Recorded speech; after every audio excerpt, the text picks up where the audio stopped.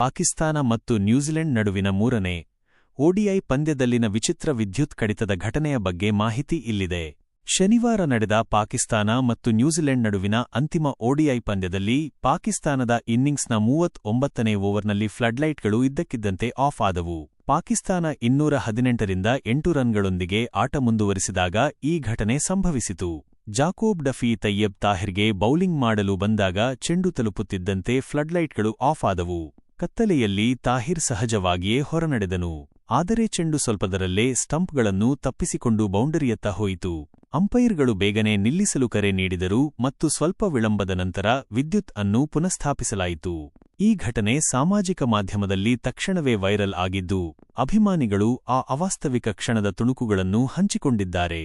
ಈ ವಿಚಿತ್ರ ಅಡಚಣೆ ಪಾಕಿಸ್ತಾನದ ಪ್ರವಾಸವನ್ನು ಸಂಕ್ಷಿಪ್ತಗೊಳಿಸಿತು. ಇದು ಕೇವಲ ಸುಗಮವಾಗಿತ್ತು. ಈಗಾಗಲೇ ಟಿ20 ಸರಣಿಯನ್ನು 4-1 ಮತ್ತು ಓಡಿಐ ಸರಣಿಯನ್ನು 3-0 ಅಂತರದಿಂದ ಕಳೆದುಕೊಂಡ ನಂತರ ಪಾಕಿಸ್ತಾನದ ಸಂಕಷ್ಟಗಳು ಪ್ರತಿರೋಧದ ಹೊಳಪಿನ ಹೊರತಾಗಿಯೂ ಮುಂದುವರೆದವು. ಬಾಬರ್ ಅಜಂ 50, ಅಬ್ದುಲ್ಲಾ ಶಫೀಕ್ 33 ಮತ್ತು ಮೊಹಮ್ಮದ್ ರಿಜ್ವಾನ್ 37 ಬೆನ್ನಟ್ಟುವಿಕೆಗೆ ಭದ್ರ ಬುನಾದಿ ಹಾಕಿದರು. ಆದರೆ ಮತ್ತೊಮ್ಮೆ ಮಧ್ಯಮ ಮತ್ತು ಕೆಳ ಕ್ರಮಾಂಕವು ಒತ್ತಡದಲ್ಲಿ ಕುಸಿಯಿತು.